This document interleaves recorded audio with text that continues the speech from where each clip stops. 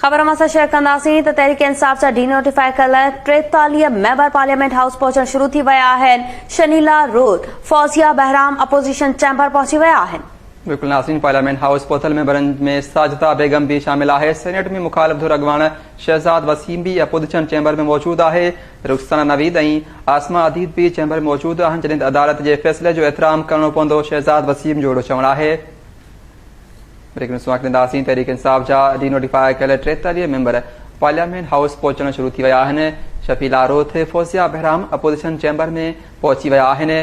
Parliament house पहुतल मेंबरनि में साजिदा बेगम भी शामिल है। सेनेट में मुखालिफ धुर अगवान शहजाद वसीम भी अपोजिशन चैम्बर में मौजूद है। रुखसाना नवीद और आसमा अदीद भी चैम्बर में मौजूद है। अदालत के फैसले से एहतराम करणो पवंदो, शहजाद वसीम जो चवण है। इन हवाले से लाइन पर मौजूद है गुलाम रसूल कुंभर। जी गुलाम रसूल, छा तफसील आहिनि? जी, कौमी असम्बली के इजलास में शिरकत लाइ पीटीआई जा मेंबर जेके आहिनि उहे कौमी असम्बली पहुता आहिनि। लगभग 12 खन जेके मेंबर आहिनि उहे हाई कोर्ट जे आर्डर खां पोइ त संदन जेका मेंबरशिप आहे उहा जो मुअतली वारो नोटिफिकेशन मनसूख कयो वियो, मुअतल कयो वियो।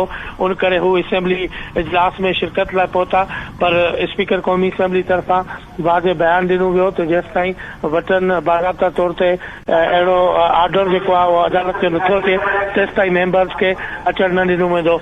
पीटीआई जा जेके मुख़्तलिफ़ मेंबर आहिनि उहे सेनेट में मुखालिफ धुर जे अॻवान शहजाद वसीम जे चैम्बर में मौजूद रहिया ऐं गच ताईं उहे उते मौजूद हुआ। उन्हनि में शनीला रुत फौजिया बहराम ऐं साजिदा बेगम, उन सां गॾु रुखसाना नवीद, आसमा अदीद बि चैम्बर में मौजूद हुआ।